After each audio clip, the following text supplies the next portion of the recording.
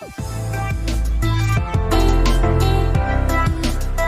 कोई जन्म से नहीं होता था और कोई भी जाति एक अपने आप को स्वतंत्र क्षत्रिय होने का दावा भारत में नहीं कर सकती, क्योंकि क्षत्रिय वर्ण है। अच्छा, आप ये बताइए कौन सी जातियां हैं जो आप चौहान परिवार का नाम बता रहे थे, कितनी ऐसी जातियां हैं जो गुर्जरों से जुड़ी हुई हैं, जो गुर्जर आप बता रहे थे कि मैं मूल रूप से बताऊं कि हाँ। जैसे प्रतिहारों से संबंधित जो लोग हैं, जो लोग परमारों से संबंधित है, जो लोग चालुक्य से संबंधित है, जो गुजरात के शासक थे, परमार तो मालवा के ही शासक थे, धार के यहाँ के मध्य प्रदेश में ही आता है। इसी प्रकार से जो चौहानों से जुड़े हुए लोग हैं, जो चौहानों के जो वंशज हैं, चंदेलों के जो वंशज हैं, भाटियों के जो वंशज हैं, तोमरों के जो वंशज हैं, मैं उन लोगों की बात कर रहा हूँ। ये सब गुर्जर थे? ये सब गुर्जर थे। आपने सभी राजपूतों को गुर्जर बताया है, आपने राजपूतों को देखिए आपने भी बोला है जी। इनके लिए राजपूत शब्द का प्रयोग कहाँ हुआ ये बताइए ना मुझे कोई आकर के, आप बता दीजिए। इनके लिए राजपूत शब्द का प्रयोग नहीं हुआ। राजपूत जाति जो है, जो आज हम देख रहे हैं, वो 13वीं शताब्दी के बाद अस्तित्व में आई। 13वीं शताब्दी से पहले कोई राजपूत जाति नहीं थी। ये मूल बात है। अच्छा, अब आपने कहा कि अभी जो सम्राट मीर भोज है वो किसी जाति विशेष के नहीं है। हाँ। तो क्या जाति सूचक शब्द उनके सामने से हटा दिया जाए तो ये महापुरुष बने रहे और समाज में समरसता कायम रही? नहीं, देखिए, जो इतिहास क्या है कि जो जिस वंश का है, इतिहास में वंश और डायनेस्टी बहुत मायने रखते थे, तो इसलिए वो इतिहास है, उसमें आप घटा बढ़ा नहीं सकते, जो जिस वंश में पैदा हो गया। लेकिन हम ये कहते हैं कि इतिहास को तो यथार्थ रूप में ही पढ़ाना पड़ेगा ना। अब नाम कहां तक बदलोगे? आज गुजरात भी गुजरों के नाम पे ही है। पूरा क्षेत्र पाकिस्तान का गुजरांवाला पूरा क्षेत्र है, वहाँ गुजरात जिला है, किला गुर्जर खान है। यहाँ तक कि अफगानिस्तान के राष्ट्रीय एंथम में भी गुर्जरों का नाम आता है। अफगानिस्तान 1000 साल पहले तक भारत का हिस्सा था। आचार्य जी, हाँ जी, गुर्जरों को आरक्षण की जरूरत कैसे पड़ गई?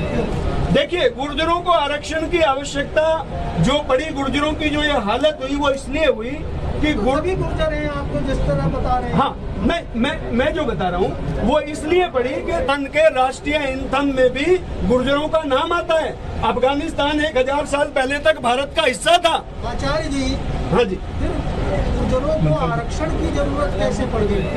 देखिए, गुर्जरों को आरक्षण की आवश्यकता जो पड़ी, गुर्जरों की जो ये हालत हुई, वो इसलिए हुई कि सभी गुर्जर हैं, आपको जिस तरह बता रहे हैं। हाँ, मैं जो बता रहा हूँ वो इसलिए पड़ी कि 13वीं शताब्दी के बाद आरक्षण की जरूरत क्यों? हाँ, 13वीं शताब्दी के बाद गुर्जर जो हैं सारे सत्ताओं से बाहर हो गए थे। अलाउद्दीन खिलजी ने लास्ट में जो बचे हुए गुर्जरों के राज्य थे, जैसे रणथंबोर था, चित्तौड़ था, अनिलवाड़ा था, इन सबको समाप्त करके सल्तनत काल पूरे भारत में स्थापित कर दी। उसके बाद गुर्जरों ने क्या किया कि इन्होंने गुरिल्ला वार लड़े, और ये गुरिल्ला वार इन्होंने 400 सालों तक लड़े। इनके विरोध इन्हें जमने नहीं दिया विदेशियों को। जहां तहां इन्होंने इतनी बगावतें की, ये जंगलों में भाग गए, पहाड़ी क्षेत्रों में भाग गए, ये नदियों के खादर में, खोलों में, ऐसी जगह जाकर के शरण ली और लगातार गुरिल्ला वार लड़ते रहे।